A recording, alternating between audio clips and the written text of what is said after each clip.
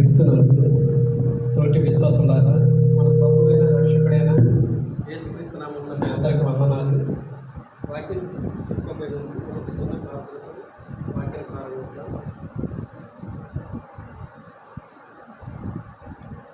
మనందరూ ప్రార్థనతో స్టార్ట్ చేద్దాం. మహాగణుడైన మహోన్నతుడైన యేసయ్య, ఈ పరిశుద్ధ దినాన ప్రభువానైనా మీ మాటలు మీ బిడ్డలతో పంచుకోవడానికి నాకు ఇచ్చిన ఈ అవకాశం బట్టి మీకు వేలాది వందనాలు, స్తోత్రాలు నాయన తండ్రి. ప్రభు, వాక్యం చెప్పవచ్చుండగా మీరు నాకు తోడే ఉండి మీ పరిశుద్ధాత్మ దేవుని నడుపుతో ప్రభు నాయన మంచిగా వాక్యం చెప్పడానికి నాకు మీ సహాయం కోరుకుంటున్నాను తండ్రి. మీరే నాకు తోడే ఉండి వాక్యం ప్రారంభం నుంచి వాక్యం ముగించేంత వరకు మీ పరిశుద్ధ ఆత్మ దేవుని నడుపుతో నాకు సహాయం చేయమని పరలోకమున్న మా తండ్రిని అడిగి వేడుకుంటున్నాం. యేసే నామములో అడిగి వేడుకుంటున్నాం పరలోకపు తండ్రి, ఆమేన్. మనం ఈరోజు ధ్యానించబోయే వాక్యం దేవునిపై ఆధారపడి ఉండటం.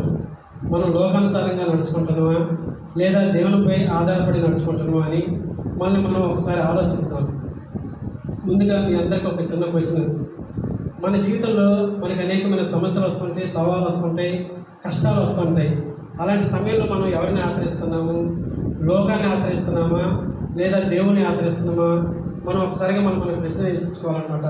ఎందుకంటే మనం లోకానుసారంగా నడుచుకొని లోకం వైపు తిరుగుతున్నామా లేదా మన సొంత తెలివితేటలు ఉపయోగిస్తున్నామా లేదా దేవుణ్ణి అడుగుతున్నామా అని మనం ఒకసారిగా ఆలోచించాలి.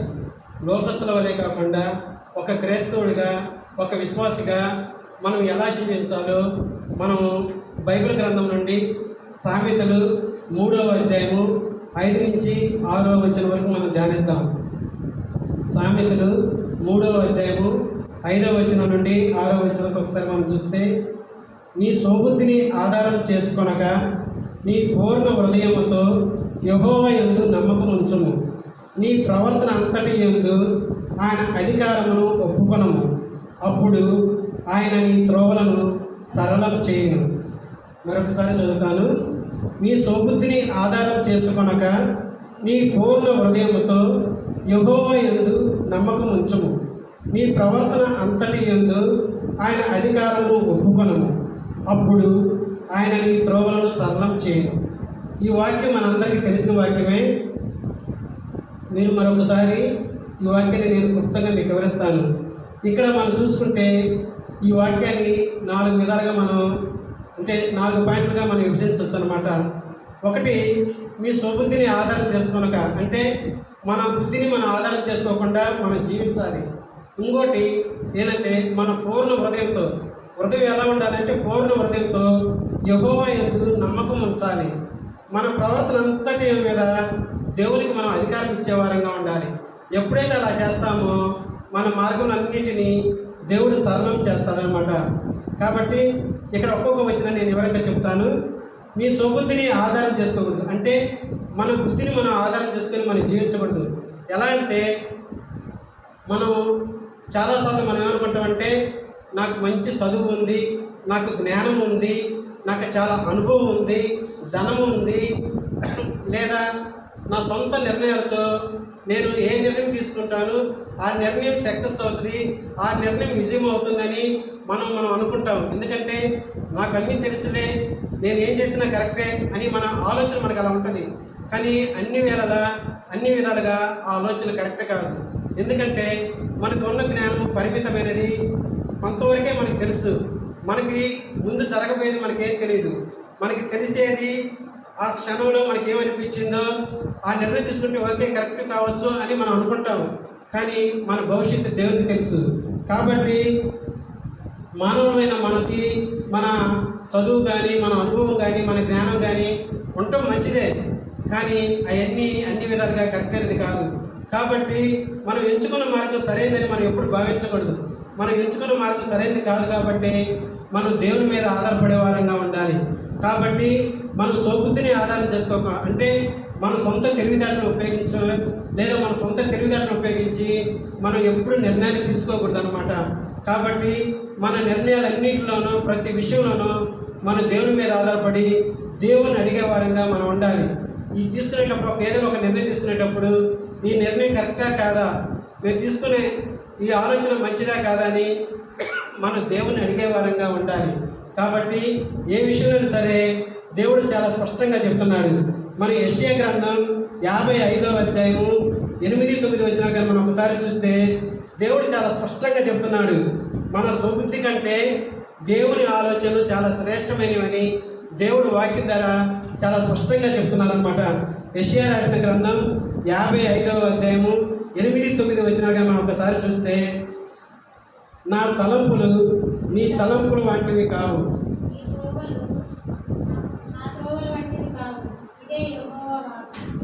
ఆకాశములు భూమికి పైన ఎంత ఎత్తుగా ఉన్నవో నీ మార్గముల కంటే నా మార్గములు, నీ తలంపుల కంటే నా తలంపులు అంత ఎత్తుగా ఉన్నవి. ఇక్కడ మనం ఈ వాక్యాన్ని చూస్తే నా తలంపులు నీ తలంపులు వంటివి కావు అంటే ఇక్కడ దేవుడు చెబుతున్నారనమాట. నా తలంపులు మీ తలంపులు వంటివి కావు, నీ మార్గములు నా మార్గములు వంటివి కావు. ఆకాశములు భూమికి పైన ఎంత ఎత్తుగా ఉన్నావో మీ మార్గముల కంటే నా మార్గములు, మీ తలంపుల కంటే నా తలంపులు అంత ఎత్తుగా ఉన్నవి అంటున్నారు. కాబట్టి ఇక్కడ మనం చూస్తే మన బుద్ధి అనేది చాలా చిన్నది, మన ఆలోచనలు కూడా అలాగే ఉంటాయి. మన బుద్ధి ఎలా ఉంటుందో మన ఆలోచనలు కూడా చాలా చిన్నగా ఉంటాయి. కానీ దేవుని ఆలోచనలు ఆకాశం అంత ఎత్తులో ఉంటాయి అన్నమాట. కాబట్టి మన చిన్న బుద్ధిని నమ్ముకోవటం కంటే, లేదా మన బుద్ధిని నమ్ముకోవటం కంటే దేవుని ఆలోచన చాలా గొప్పవి, శ్రేయస్కరమైనవి. కాబట్టి మనం దేవుని ఆలోచన నమ్ముకోవాలని దేవుడు ఇక్కడ చాలా స్పష్టంగా చెప్తున్నాడు. మీ బుద్ధిని మీరు నమ్ముకోవటం కంటే మీరు దేవుని ఆశ్రయించమని దేవుడు చాలా స్పష్టంగా చెప్తున్నాడు. అదేవిధంగా ఇర్మియా రాసిన గ్రంథం 17వ అధ్యాయము 5-7 వచనాలుగా మనం చూస్తే ఇక్కడ చాలా స్పష్టంగా చెప్తున్నారన్నమాట, లోక జ్ఞానం వ్యర్థమైనది అని. ఒకసారి మీరు చూస్తే ఇర్మియాకి రాసిన గ్రంథం 17వ అధ్యాయము 5-7 వచనాలు, నరులను ఆశ్రయించి శరీరులను తను బాగుగా చేసుకున్నవాడు శాపగ్రస్తుడు, యెహోవాను నమ్ముకున్నవాడు ధన్యుడు, యెహోవా వానికి ఆశ్రయంగా ఉండును. ఇక్కడ ఏం చెప్తున్నారంటే నరులను ఆశ్రయించటం కంటే శరీరం ఉన్న వాళ్ళని ఆశ్రయించటం శాపం అన్నమాట. కాబట్టి యెహోవాని నమ్ముకుంటే ధన్యం, యెహోవాని ఆశ్రయించటం మంచిదని చెప్తున్నారు అన్నమాట.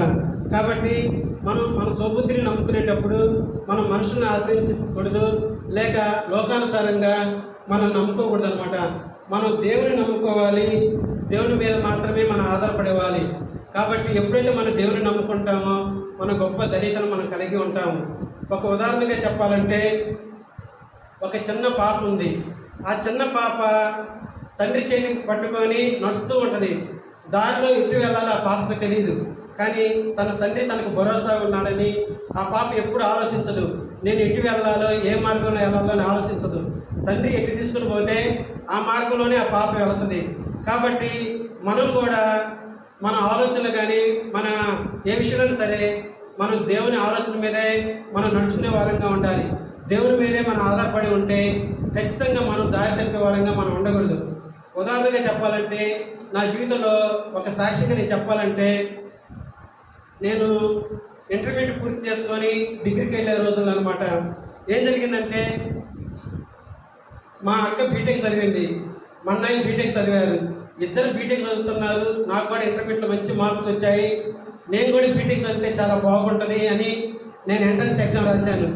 ఎంట్రన్స్ ఎగ్జామ్ రాస్తే ఎంసెట్లో నాకు దేవుడు మంచి ర్యాంక్ ఇచ్చాడు. మంచి ఫ్రీ సీట్ వచ్చే విధంగా, మంచి కాలేజీలో నాకు అడ్మిషన్ వచ్చే విధంగా ఉంది.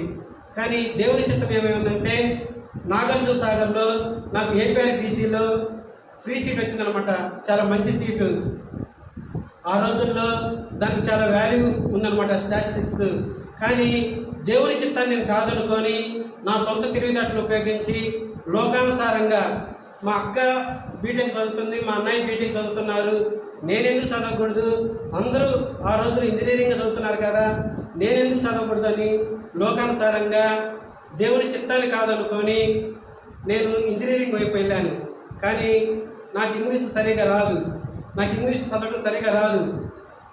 ఇటువైపు నాకు మ్యాథ్స్ చాలా బాగా వచ్చు. ప్రతి సబ్జెక్టు నాకు డిగ్రీ వైపు వెళ్తే మంచి మార్క్స్ వస్తాయి. కానీ నేను అది వదిలేసుకొని బీటెక్ వెళ్ళాను. కానీ ఫస్ట్ ఇయర్లో నేను ఒకే ఒక సబ్జెక్ట్ పాస్ అయ్యాను, అన్ని సబ్జెక్టు ఫెయిల్ అయ్యాను. నేను దేవుని అడిగాను, యేసయ్యా మీ చిత్తం కాకుండా నేను ఒకవేళ ఇటువైపు వచ్చానేమో, మరి నేనేం చేయాలి? నాకైతే ఇంగ్లీష్ రాదు, నేను చదవలేకపోతున్నాను, నా పరిస్థితి ఏంది అని నేను దేవుని మొరపెట్టుకున్నాను. కానీ దేవుడు నన్ను విడిచిపెట్టలేదు. నా తప్పును నేను సరి చేసుకొని నేను దేవుని అడిగాను అనమాట. అప్పుడు దేవుడు నాకు 4 years అయిపోయేటప్పుడు దేవుడు అన్ని సబ్జెక్టులు పాస్ చేయించాడనమాట. పాస్ చేయించాడు. దేవుడు నాకు తోడుగా ఉన్నాడు. నేను ఏదైతే ఒక సబ్జెక్టు పాస్ అయ్యి ఫస్ట్ ఇయర్లో ఉన్నానో, అదే ఫైనల్ ఇయర్కి 4 years అయిపోయేసరికి అన్ని సబ్జెక్టులు పాస్ అయ్యి దేవుడు నాకు తోడుగా ఉన్నాడు. కాబట్టి మనం దేవుని చిత్తానుసారంగా డిగ్రీలో అదే నేను మంచి కాలేజీలో నాకు ఫ్రీ సీట్ వచ్చింది. అన్నీ ఫ్రీయే. కష్టపడి చదువుకుంటే మంచి జాబ్. నాతో పాటు చదువుకున్న అబ్బాయి ఈరోజు ఒక మంచి లెక్చరర్, మంచి స్థితిలో ఉన్నారు. నాతో పాటు చదువుకున్న ప్రతి పిల్లలు చాలామంది డిగ్రీ చదివి బీఈడీ చేసుకొని ఆ టైంలో మంచి పొజిషన్లో ఉన్నారు. కానీ బీటెక్ చదివిన వాళ్ళు అదే స్థితిలో ఉన్నప్పటికీ నేను కూడా నాకు జాబ్ వచ్చింది. కానీ నాకు జాబ్ వచ్చింది 8వ తరగతి మీద. నేను చదివిన నా ఇంజనీరింగ్ నాకు దేనికి పనికి రాలేదు. కానీ అదే డిగ్రీ ఈరోజు ఎంతోమందికి ఉపయోగకరంగా ఉంది. ఇక్కడ చదువు డిగ్రీ చదివామా బీటెక్ చదివాని కాదు. దేవుడు మనకి ఉద్యోగం ఇవ్వాలి అనుకుంటే నువ్వు 8వ తరగతి చదివావా 10వ తరగతి చదివావా డిగ్రీ చదివావని చూడడు. దేవుని ఆలోచన బట్టి, దేవుని చిత్తాన్ని బట్టి, మనం దేవుని నిర్ణయానికి మనకు లోబడి ఎప్పుడైతే మనం నడుచుకుంటామో, దేవుని మీద మనం ఎప్పుడైతే ఆధారపడతామో దేవుని కృప మన మీద ఉంటుంది. దేవుడు మనం ఉన్నతమైన స్థితిలో ఉంచుతారు. నేను ఈరోజు అందరికన్నా ఒక చిన్న జాబ్లో నేను చేరినప్పుడు చిన్న జాబ్లో చేరాను. కానీ అక్కడున్న అధికారి నాకున్న చదువును బట్టి నన్ను అక్కడున్న చాలామంది 20 సంవత్సరాలు 30 సంవత్సరాలు సర్వీస్ ఉన్న వాళ్ళు ఉన్నారు. అయినప్పటికీ వాళ్ళందరి మీద నన్ను ఆఫీసులో కూర్చోబెట్టి నన్ను ఆఫీసులో ఉంచి వాళ్ళందరినీ మంచి చెడు చూసే విధంగా నన్ను ఆఫీసులో ఉంచాడు. ఇప్పటికి నాకు జాబ్ వచ్చి 18 సంవత్సరాలు అయినప్పటికీ దేవుడు ఎంతోమంది అనుభవం ఉన్న వాళ్ళు, ఎంతోమంది సర్వీస్ ఉన్న వాళ్ళు ఉన్నప్పటికీ దేవుడు నాకు స్టోర్ని అప్పచెప్పారు. ఒక ఉన్నతమైన స్థానంలో నన్ను ఉంచాడు.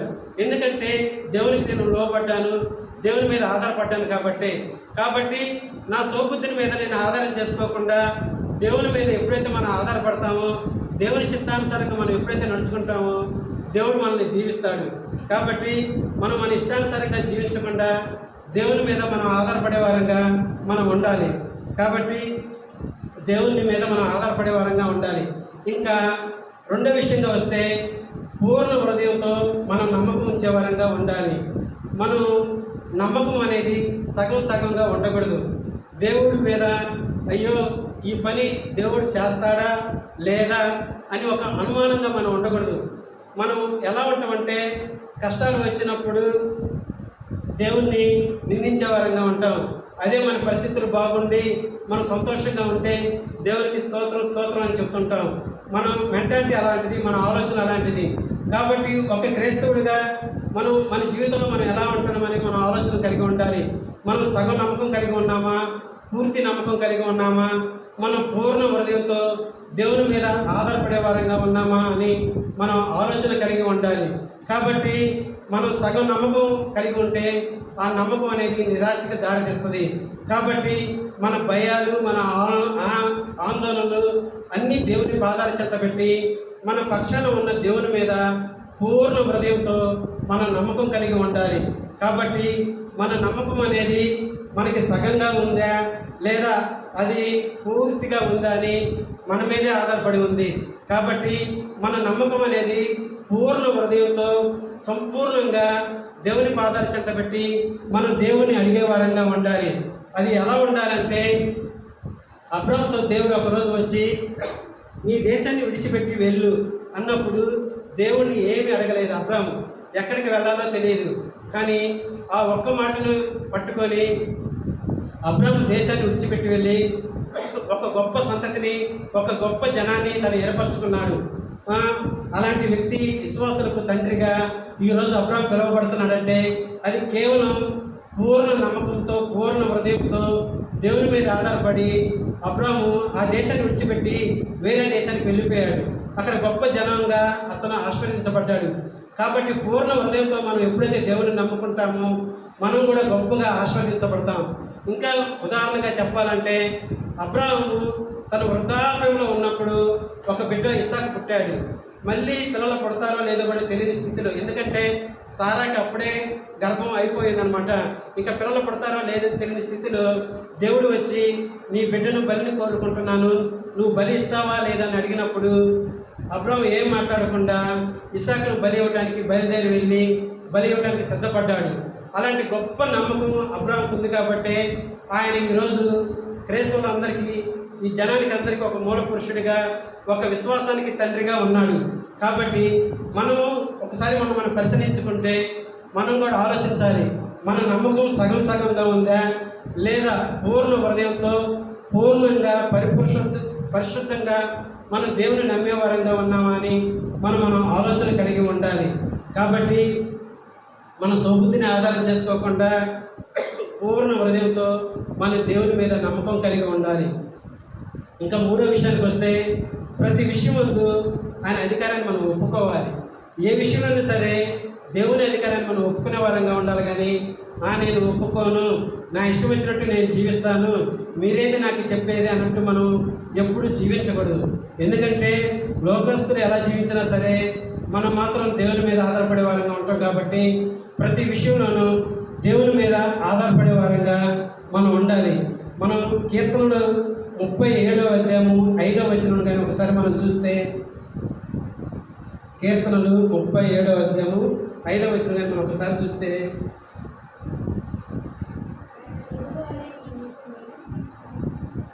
37వ అధ్యాయం 5వ వచనం,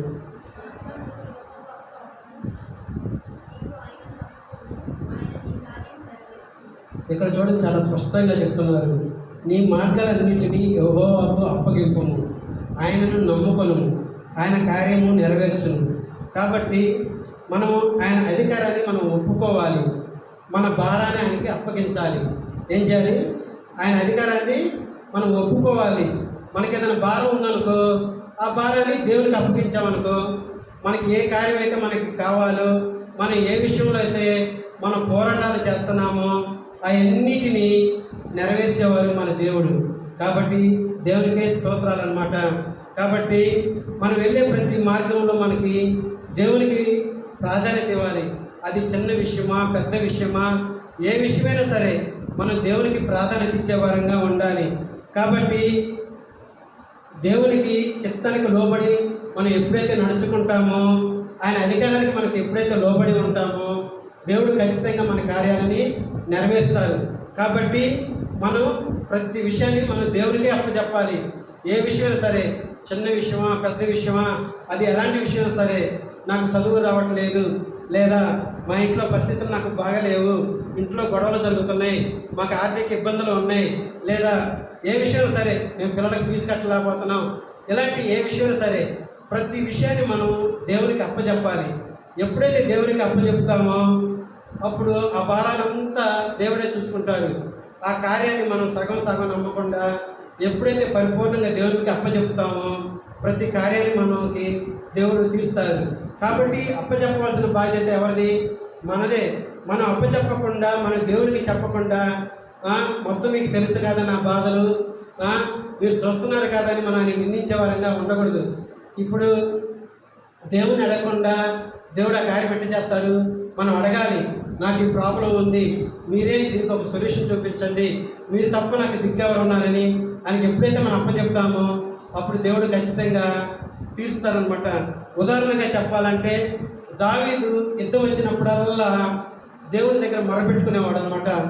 దేవా, నేను యుద్ధానికి వెళ్ళాలా లేదా? వెళ్ళటం మీ ఇష్టమైతే నాకు విజయాన్ని సమకూర్చండి. ఒకవేళ యుద్ధానికి వెళ్ళకటం ఇష్టం లేకపోతే ఎప్పుడు వెళ్ళాలి అని మీరు నాకు బయలుపరచండి, ఆ సమయంలోనే నేను బయలుదేరి వెళ్తానని యుద్ధం వచ్చిన ప్రతిసారి దేవుని దావీదు మొరపెట్టుకున్నాడు. దావీదు ఒక మహారాజు, పెద్ద రాజు, ఆయనతో పోల్చుకుంటే మన సామాన్యులు. కాబట్టి ఏ విషయంలో సరే మనం దేవునికి ఎందుకు మొరపెట్టుకోలేకపోతున్నామో మనం ప్రశ్నించుకునే వారంగా ఉండాలి. ఏ విషయంలో సరే, నేను ఒక పని మీద బయటకు వెళ్తున్నాను దేవా, లేదా ఈ కార్యం నేను చేయబోతున్నాను, ఇది మీ చిత్తంలో ఉందా లేదా అని మనం దేవుని అడిగే వారంగా ఉండాలి. ప్రతి విషయంలోనూ మనం దేవుని ఎప్పుడైతే అడుగుతామో దేవుడు గొప్ప కార్యాలు చేస్తారు. కాబట్టి దేవుని మీద మనం ఆధారపడే వారంగా మనం ఉండాలి. ఇంకా చివరిగా చూసుకుంటే ఆయన నీ త్రోవలను సరళం చేయను. కాబట్టి మనం ఎప్పుడైతే నీ స్వబుద్ధిని ఆధారం చేసుకొనక నీ పూర్ణ హృదయంతో యెహోవా యందు నమ్మకం ఉంచుతామో, మన ప్రవర్తన అంతటిలో దేవునికి ఎప్పుడైతే అధికారం మనం ఇస్తామో అప్పుడు ఆయన మన త్రోవలను సరళం చేస్తారు. ఎప్పుడు మన స్వబుద్ధిని మనం ఆధారం చేసుకొని మనం ఎప్పుడు జీవించకూడదు. మన స్వబుద్ధిని మనం ఎప్పుడైతే ఆధారం చేసుకుంటామో అప్పుడు మనం దేవుళ్ళలో మనం విజయం కలిగి ఉండలేము. కాబట్టి మన స్వబుద్ధిని మనం ఆధారం చేసుకోకుండా దేవుని మీద మనం ఎప్పుడైతే నమ్మకం ఉంచుతామో అప్పుడు మన ప్రవర్తన అంతటిని దేవునికి ఎప్పుడైతే మనం అప్పచెప్తామో, ఇవన్నీ ఒక కండిషన్స్ అన్నమాట. ఇవన్నీ మనం అప్లై చేస్తేనే దేవుడు మన మార్గంను సరళం చేస్తారు. కాబట్టి మన స్వబుద్ధిని మనం ఆధారం చేసుకొని మనం ఎప్పుడు ప్రవర్తించకూడదు. దేవుని యందు ఎప్పుడు మనం నమ్మకం ఉంచాలి. ఆ నమ్మకం ఎలా ఉండాలంటే పూర్ణ హృదయంతో, సగం సగంగా ఉండకూడదు. మన ప్రవర్తన అంతటిని మనకి ఏది అప్పచెప్పినా సరే, ఏ కార్యం చేసినా సరే అవన్నిటినీ మనం దేవునికి అప్పచెప్పే వారంగా ఉండాలి. అప్పుడే మన త్రోవలను దేవుడు సరళం చేయను.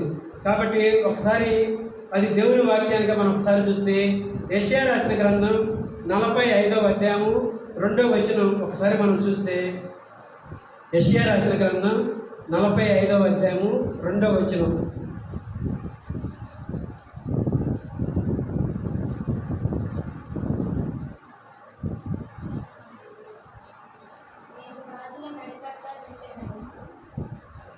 యెషయా రాసిన గ్రంథం 45వ అధ్యాయము 2వ వచనం.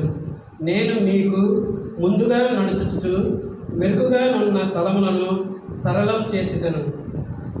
ఇక్కడ దేవుడు ఏం చెప్తున్నారంటే, నేను మీకు ముందుగా నడుస్తాను, నడిచి మనం సరళం చేస్తానంటున్నారు. మనం చేయాల్సిందల్లా దేవుని వెనక నుండి మనం నడవాలి. దేవుడు మనకి ముందుగా నడుస్తూ ఉంటారనమాట. మనకున్న కొండలు కానీ పర్వతాలు కానీ ఎలాంటి సమస్యలైనా సరే, కొండ లాంటి సమస్యలైనా సరే, పర్వతం లాంటి సమస్యలైనా సరే, ఎలాంటి సమస్యలైనా సరే మనం చేయాల్సిందల్లా దేవుని వెనకాల ఉండి నడవాలి. దేవుడు మన ముందుగా ఉన్నాడు, మనం ఆయన వెనకాల ఉండి మనం నడిచే వారంగా ఉండాలి. ఎప్పుడైతే మనం అలా నడుస్తామో మనం వెళ్ళే మార్పులన్నిటినీ దేవుడు సరళం చేస్తాడు. కాబట్టి మనం నమ్మేవారంగా ఉండాలి. కాబట్టి మన జీవితంలో మనం ఆయన చేతిలో పెట్టాలి. మనకు ఉన్న సమస్యలు కానీ ఎలాంటి సమస్యలైనా సరే, ఎలాంటి పరిస్థితులైనా సరే, అవి కొండ లాంటి సమస్యల, పర్వత లాంటి సమస్యల, మనకి సాధ్యం కాని సమస్యల, కష్టాలైనా సరే, నష్టాలైనా సరే, ఎలాంటి సమస్యలైనా సరే, ఒక్క మాటలో చెప్పాలంటే ఇది నాకు సాధ్యం కాదు, నేను చేయలేను అని మనం అనుకుంటాం. ఎలాంటి పరిస్థితులైనా సరే, అది చిన్నదైనా పెద్దదైనా సరే, మనం ఎప్పుడైతే దేవుని అడుగుతామో అప్పుడు ఆయన మన త్రోవలన్నిటినీ సరళం చేస్తారు. ఎలాంటి సమస్యలు అంటే ఎర్ర సముద్రాన్ని లాంటి అడ్డగోడలుగా ఉన్న ఆయన మన కోసం ఒక కొత్త మార్గాన్ని ఏర్పాటు చేస్తారనమాట. కాబట్టి నమ్మే వారంగా మాత్రమే మనం ఉండాలి. మనం నమ్మితే దేవుడు ఎలాంటి మార్గాలనైనా సరే సరళం చేస్తారు. కాబట్టి మీరు చేయవలసిందల్లా ఉదయాన్నే లేచి ఫోన్లు చూసుకోవటము, లేదా ప్రార్థన చేయకుండా, లేకపోతే వంటగదిలోకి పరిగెత్తే వారుగా కాకుండా, లేదా మన దృష్టిని వేరే మార్గంలో మరల్చకుండా ఉదయాన్నే మనం లేగానే దేవుని మనం అడిగేది ఎలా ఉండాలంటే, దేవా మీరు ఇచ్చిన ఈ సమయాన్ని, లేదా మీరు ఇచ్చిన ఈ అవకాశాన్ని, ఈ ప్రణాళికలను ఈ రోజు అంతటిలో మీ చిత్తానికి లోబడి నేను చేయాలేసయ్యా. నా స్వబుద్ధిని ఆధారం చేసుకోకూడదు, నా సొంత తెలివితేటలు నేను ఉపయోగించకూడదు. ఈ రోజంతటిలో నీ మీద ఆధారపడేవాడుగా నేను ఉండాలి, మీ మీద నమ్మకంగా ఉండాలి. నా ప్రతి పనిని మీ మీద మీకు అప్పగిస్తున్నాను. కాబట్టి నా ప్రతి పనిని మీరు సరళం చేయనని మనం ప్రతి ఒక్కరూ ఎప్పుడైతే ప్రార్థన చేస్తామో మన ప్రతి విషయంలోనూ దేవుడు మనకి మార్గములన్నిటినీ సరళం చేస్తాడు. కాబట్టి ఈ చిన్న మాటలు దేవుడు దీవించునుగాక. ఆమేన్.